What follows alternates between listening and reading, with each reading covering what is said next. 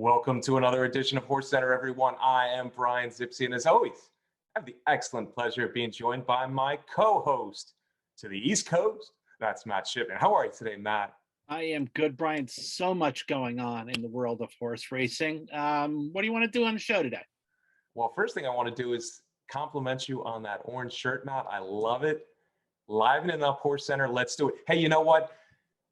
Saratoga, Del Mar, I know they're hot and heavy. This weekend is one of the relatively slower weekends. There's some nice turf racing, don't get me wrong, nice turf racing. We got Malathaat returning in the Country Club American Oaks, Matt, but we're gonna use this week, a slightly slow week at these two great tracks, to bust out our first top 10 for the Breeders' Cup Classic, Matt. We're just over 3 months away for the $6 million big one that probably will decide Horse of the Year this year. Maybe not, we'll see.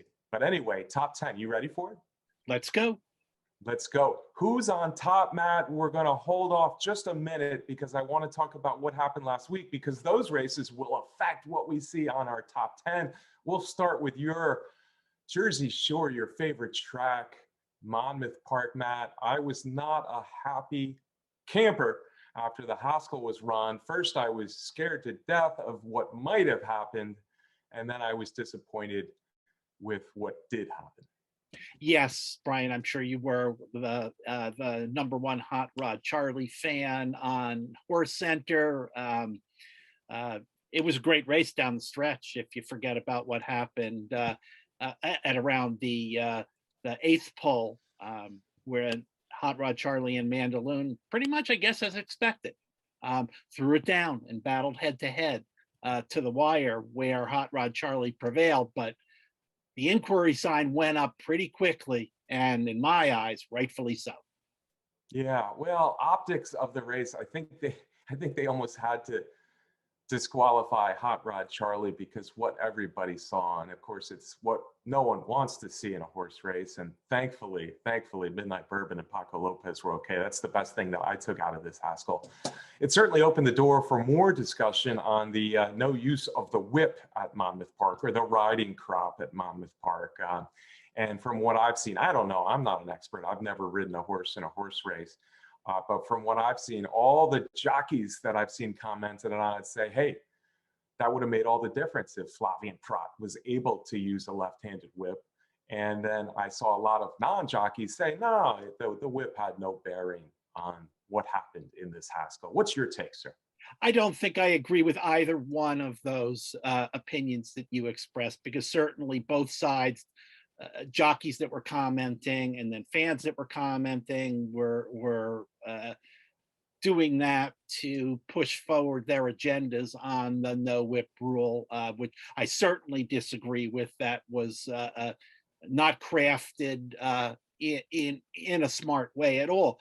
But anyway, to me, what was going on was pretty clear, and it may have happened because the no whip rule existed, and that was Flavien Prat doing everything he could to urge his horse, flapping the reins around with the whip in his right hand.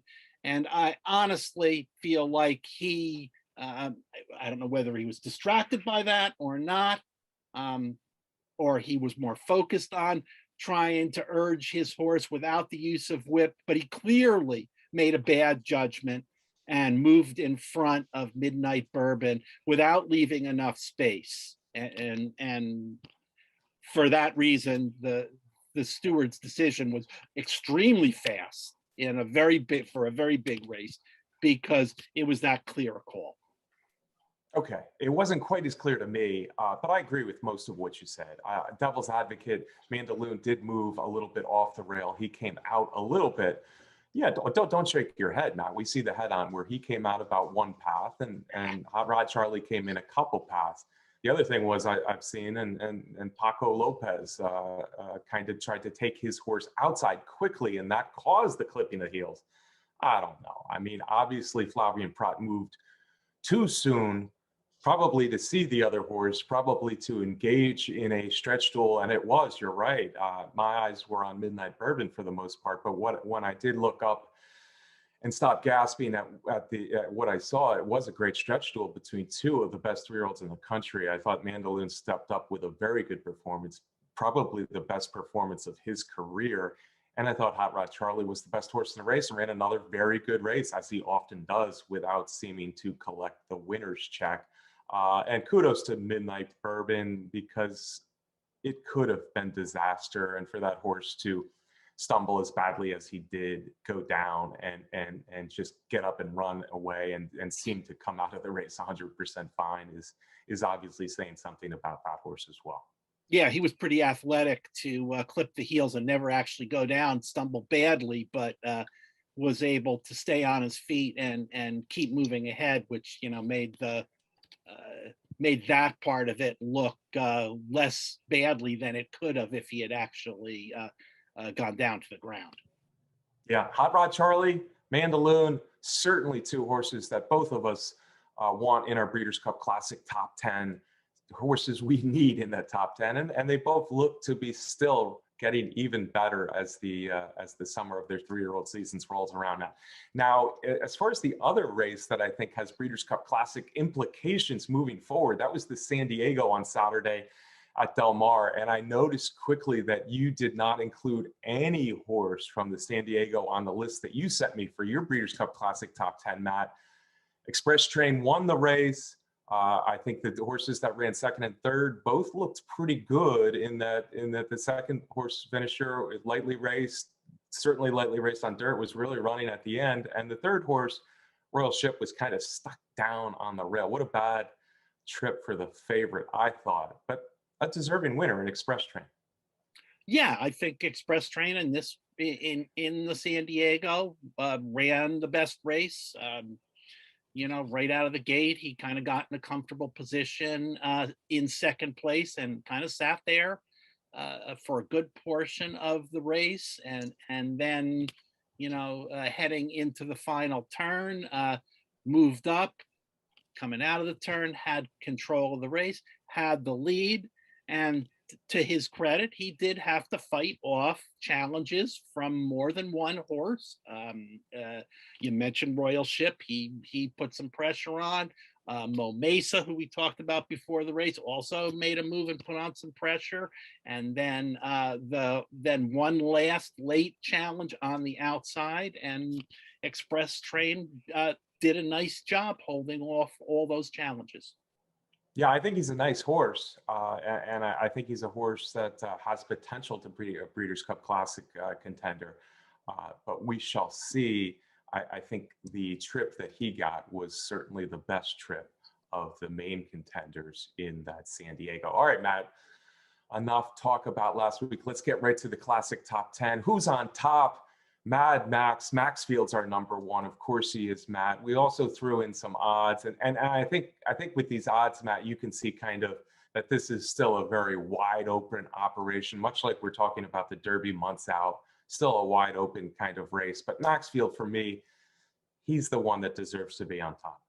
Yeah, I agree with that. And certainly 3 months out, there are so many big races that are preps for the Breeders' Cup Classic, Winning Your Ins, the Pacific Classic, the Whitney, the Woodward, just to rattle off a few that will certainly help clarify this picture. But Maxfield, that recent win in Stephen Foster was really impressive and gave Maxfield the top spot, I think, in both of our eyes. That was a win and you're in. He's got his spot wrapped up in the field. Of course, he was also second in the Ali Sheba this year and in the Mine Shaft, and had that third place in the Big Cap.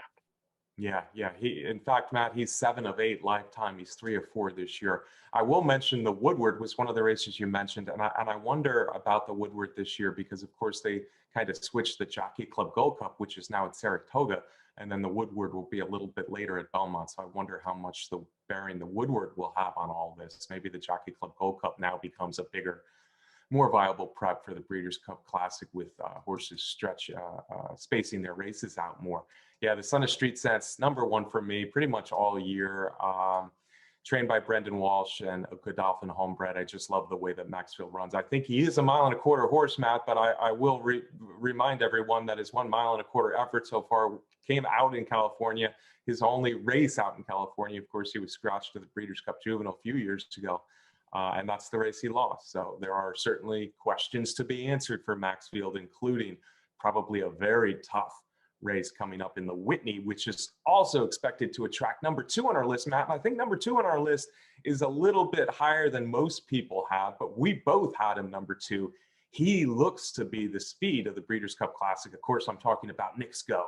Yeah, Brian, I think that we both put him higher, and I think that was, on the heels of that performance in the Cornhusker Handicap, where he bounced back from his 4th place finishes it from the Saudi Cup and the Met Mile, and looked a lot like the horse that was so impressive winning the Pegasus World Cup in the beginning of this year, and going back to last year when he won the Breeders' Cup Dirt Mile. That early speed and tactical speed, and that ability to just blow the field away down the stretch. Yeah, the controlling speed at 2 turns looks to be right up this horse's alley, this Maryland-bred son of Painter, Matt. Certainly, I think he is an even bigger threat when he gets to control that speed over a distance of ground. We'll have to see if he can do it at 10 furlongs against the very best, but I think that kind of speed is always dangerous. This is a horse who's been a little bit in and out in his career. He was good 2-year-old, things kind of went off track. 7 of 21 lifetime. 2 of 4. The Cornhusker was a big performance, Matt, and we may laugh at the Cornhusker, but Fort Larned and Black Tie Affair came from the Cornhusker to win the Breeders' Cup Classic. So there you go. We'll see. No horse has ever gone from the Dirt Mile, winning the Dirt Mile, to winning the Classic, but we both think Knicks Go is a real threat for trainer Brad Cox. And Brad Cox has the next horse on our list as well, Matt. That is the top 3-year-old on our list as well. Essential Quality. I think he's one of the early favorites for the Breeders' Cup Classic. Yeah, no doubt, Brian. Essential Quality, another one, 3 wins from 4 starts. His only defeat this year was in the Kentucky Derby, going that 10 furlong distance, but he sure did look good winning the Belmont Stakes over Hot Rod Charlie, who we know once again affirmed his quality as a racehorse in the Haskell Essential Quality. I don't know where he's going next. Brad Cox said Jim Dandy, then he was kind of a little wishy-washy this weekend, but I will definitely see him in the Travers at Saratoga. Yeah, and that raises a question whether it's both races at Saratoga, the Jim Dandy and the Travers, or just the Travers. The Breeders' Cup Classic could possibly, maybe more likely than not, become his first race against older horses. So we need to see where these 3-year-olds stack up against the older horses, Matt. They look good. Horses like Essential Quality, Hot Rod Charlie, Mandaloon, to maybe name the top 3, but we haven't seen them run against older horses. So I'm looking forward to it. Maybe we'll get to see Hot Rod Charlie try older horses first in the Pacific Classic. Essential Quality has been terrific ever since he debuted at Churchill Downs, 6 of 7 lifetime. I think the Belmont proved that he can go a distance clearly with that 1.5 mile performance. So yeah, he deserves to be high on the list. Next horse on our list is a bit more of a question mark, Matt. But on the other hand, maybe he's accomplished more than any horse this year. That's Silver State. Yeah, and maybe he's in that statement accomplished more than any other because he kind of came from unknown status a little bit for Steve Asmussen, one of these classic Asmussen horses that have gotten better and better as they've gotten older. 3 wins at Oaklawn Park, including the Oaklawn Handicap, which was a grade 2, and then that just spectacular victory in the Met Mile against a really tough field, as the Met Mile usually always is, getting him grade 1 status. He's getting a little rest after that, and deservedly so, but he certainly won. Where's he going to go in the Breeders' Cup? Is he going to go in the Dirt Mile, or is he going to go in the Classic? Yeah, and I think the Classic is the more likely option for Silver State, but we just don't know looking at the past performances now. He's never been farther than 9 furlongs. He has some really good performances at a mile, like the Met Mile, and shorter. So yeah, that is a question mark, and maybe it will be decided in his next few races whether he goes to the Classic or not. But hey, what he's accomplished this year, it's hard to look past. He's actually won 6 in a row after showing some flashes early in his career. Silver State's been very good. We need to see more of Silver State. 10 furlongs probably being the big question. The next horse on the list, I have less question about 10 furlongs, Matt. He's the son of Oxbow. We've already talked about him a little bit in this show, and that's Hot Rod Charlie. I think deep down, if you're talking who are among the favorites, and from what I've seen and even odds overseas, Hot Rod Charlie is one of the shortlist favorites now for the Breeders' Cup Classic. Yeah, I would guess so. He would certainly in the top 4 or 5 or so of contenders at this point. You know, you look at his stats, starts, wins, and such. It doesn't look great. You have to look at his performances on the track, which have all been outstanding. You know, some bad luck in there, as we've talked about already. And I think it'll be interesting to see if trainer Doug O'Neill does make the next step with him in the Pacific Classic against older horses. I think it would be a great move considering the quality of the older horses on the West Coast. Yeah, Hot Rod Charlie, I agree with you. If he does run in the Pacific Classic, I think that is a big thing, because 10 furlongs at Del Mar, that's really the only chance any of these horses on the list are going to get to run 10 furlongs at Del Mar before the Breeders' Cup Classic. So having that under your belt and doing well in that race, I think would be big. Hey, he's 2 of 10 now lifetime after we put the disqualification onto his official record. So he doesn't have the record of literally anyone on this field. He's 1 of 5 this year. But then you look at his grade 1 races, the Breeders' Cup Juvenile, the Kentucky Derby, the Belmont, and the Haskell. I mean, it's hard to go past him. We know he can get a distance. He's proved it in the Belmont. He won the mile 3/16 Louisiana Derby very impressively. We need to see him against older horses. We also need to see him get past his rival, Essential Quality. Number 6 on the list, Matt, is, and this is one I want to talk to you a little bit about. It's Country Grammar, and you had him quite a bit higher on your list than I did. And you just mentioned the lack of quality for the California horses. So I want you to explain that a little bit with your rating of Country Grammar quite so high. Well, Country Grammar would be, in my eyes, the best horse on this list heading to that 10 furlong Breeders' Cup Classic with his victory in the Big Cap, in the Hollywood Gold Cup, going that distance. So if I have to pick one horse on the West Coast that I think is the best horse, I think Country Grammar is that horse for the Breeders' Club Classic, and I think he's way above the rest of them. Okay, yeah, fair enough. I don't know with the close races with Royal Ship if I personally can rate him well above the rest of them, Royal Ship, Express Train, and so on. But interesting to see. He was trained by Bob Baffert out on the West Coast, but now, of course, he's trained by Todd Pletcher. So he'll get some East Coast racing, it looks like, before he goes to that Breeders' Cup Classic. It kind of depends on how good you think horses like Express Train and Royal Ship are, at least for me, to see how good Country Grammar is. I'm not sure who he's beaten yet, and I might like the West Coast horses better than you do. So that's a question mark in his logbook. Number 7 on the list, Matt, maybe we should have had him higher, is Mandaloun.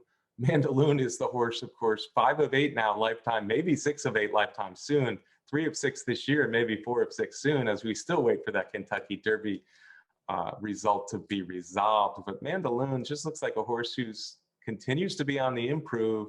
I was impressed with his rail run in the Haskell. This is the 3rd horse for trainer Brad Cox on the list.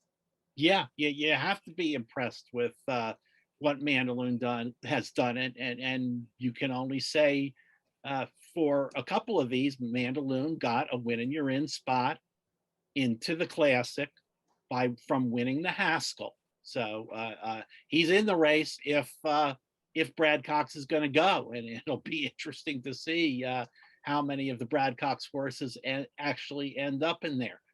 Mandaloun seems to show up and be right there all the time, except for that one time in the fairgrounds recently. Yeah, the son of into mischief. You draw a line through that Louisiana Derby where he was kind of there at the 3/16 pole and he just backed out. He's been consistent. I wonder, and I've seen it mentioned whether he hangs a little bit. I don't think that was the case in the Haskell. It was a good battle, and I think Hot Rod Charlie, you know, again, I said was a little bit better, but it was close. Mandaloun ran a big race. Couldn't get Medina Spirit in the Derby, but on the other hand, he looks like a horse who can handle 10 furlongs. The third 3-year-old on our list. Next on our list, Matt, was mostly my doing. I had Express Train on the list after that win at Del Mar. One of the things I like about this horse, the son of Union Rags, he's won 4 of 12 lifetime, 2 of 5 this year. But if you look at his record at Del Mar, it's pretty good, including that San Diego win. Yeah, yeah, absolutely, Brian. That was a nice victory, but as you said, we both agreed he really got an ideal, perfect trip in there, and you know, kudos for that.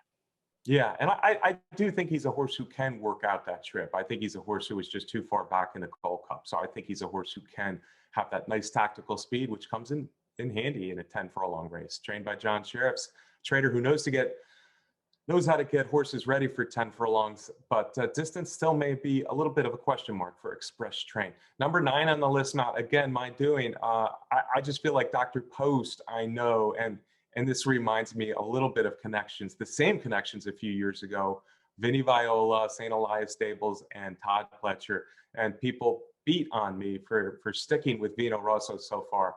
I'm not trying to toot my own horn here, Matt, but sometimes horses just develop, they mature, and sometimes they turn a corner. I could see this happening for Dr. Post because I thought the Monmouth Cup was the best race of his career, and it was also his first race with blinkers. Yeah, absolutely, Brian, the best race of his career. I liked the horse a lot going into the Monmouth Cup. As a matter of fact, there was a Monmouth Park Saratoga 20-cent pick six. I singled Dr. Post in that pick six because I thought that, I was willing to draw a line through that Met Mile, not because Dr. Post was an inferior horse, but just because that is not the kind of race that's going to suit the style of Dr. Post. To me, the 2 turns, and again, much like you mentioned, much like the running style of Vino Rosso, and Dr. Post looked terrific winning the Monmouth Cup. Yes, that was only a grade 3, and yes, he's got a lot more to prove. Yeah. On the other hand, and I agree with what you're saying, on the other hand, I think the Monmouth Cup was a heck of a lot better race overall than the Westchester, both in his performance and the horses he beat, because I think the horses he beat in the Monmouth Cup are underrated horses. Yeah, they're not grade 1 horses, and Dr. Post needs to prove that he could beat grade 1 horses because he hasn't done it yet. He was second in the Belmont last year, a shortened Belmont, 9 furlong Belmont. So he needs to prove he can beat grade 1 horses, and he needs to prove that he can do it at 10 furlongs. But I agree with you here. I think he's better suited for 2 turns and longer races than that 1 turn, 1 mile that he saw in the Met Mile. Anyway, I think he's possibly turning a corner and could move his way up the list. Pletcher is talking about the Pacific Classic as a possible next race for Dr. Post.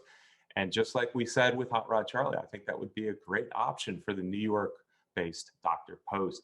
Number 10 on the list, Matt, I think is the biggest wild card on the list. His name is Life is Good. And when we last saw Life is Good, that's San Felipe. He was running off the screen for trainer Bob Baffert. Now he's trained by Todd Pletcher, still undefeated. But if you've noticed lately, he's been working out regularly at Keeneland. Yes, Brian, and you're right. Certainly the biggest wild card. Haven't seen him since March. He's perfect up until then. 1 win as a 2-year-old, 3 wins this year as a 3-year-old. We've been saying it a lot lately. Was trained by Bob Baffert, is now trained by Todd Pletcher, and we'll see with that one. He, like you said, has had some workouts at Keeneland. I'm not sure if he's in Todd's barn yet. if not, I think it's going to happen soon, up at Saratoga, and what that means, how long it will take Pletcher to think that Life is Good is ready to, is race ready. We will find out, but at least he's with Pletcher, and to me, that's a signal that they want this horse to run again. Yeah, absolutely. And those 3 workouts at Keeneland is a tip off that he's at least getting closer to returning, which is different than some of the horses we're going to mention that are not on the list, Matt. But hey, if you look at that San Felipe and what he did to Medina Spirit, and then of course Medina Spirit comes back and wins the Kentucky Derby for now, I think you have to at least consider Life is Good as a potential star. And if he can come back in the next month or two onto race day, then he becomes a horse we need to start talking about for the Breeders' Cup Classic. Horses that are not on this list, Matt. Medina Spirit won the Kentucky Derby, but his works have been inconsistent ever since. Yes, they have. I don't know. I'm not personally. I'm not confident that we're going to see Medina Spirit back on the track anytime soon. Yeah, and I should have said since the Preakness when he ran 3rd, but he's only had 1 workout and now there's another gap. Mystic Guide, of course, unfortunately, we just found out has a bone chip, and it's hard to imagine him being ready for the Breeders' Cup Classic. Charlton was retired, of course, another one of the top horses this year. And Rombauer, Matt, your Preakness pick is now getting a rest as well. Yeah, so that was a little bit of a surprise, and starting off a rest right now in the middle of July, yeah, makes it tough to wonder if that horse is going to be able to be ready for the big races late in the summer. It's still a very nice 3-year-old, a versatile 3-year-old who's won on multiple surfaces, and I really look forward to the return of Rombauer. We just can't put him on the list right now. We didn't put any fillies and mares on the list, Matt. Letruska has been awesome this year. I still think Monomoy Girl and Swiss Skydiver have the potential to come back and be hugely impactful on the road to the Breeders' Cup. But it's hard to imagine where they are right now, any of them going for the 10 furlong Breeders' Cup Classic.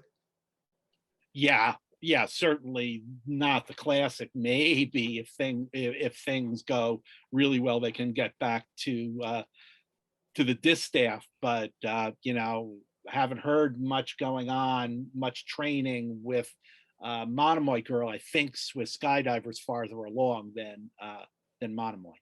Yeah, Swiss Skydiver is scheduled to run Sunday in the Shoe V, although there is a barn issue with one horse testing positive for the herpes virus there, so she may not be allowed to run Sunday in the Shoe V. By my standards, I think is one of the top older males in the country, but I don't believe he's a 10 furlong horse, Matt. I think he should go Breeders' Cup Dirt Mile. He's not on the list.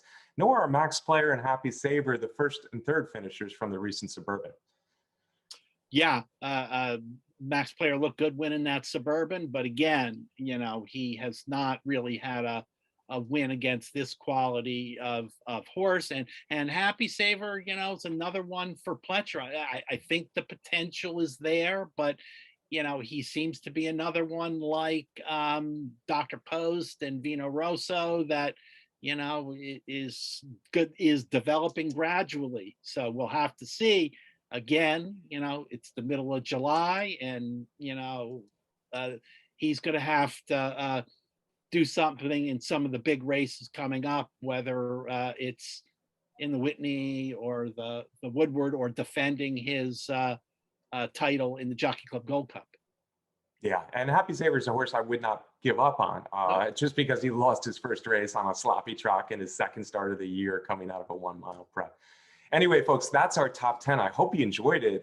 Yeah, a little over 3 months to the Breeders' Cup Classic. So Matt and I wanted to get this out here now, our list.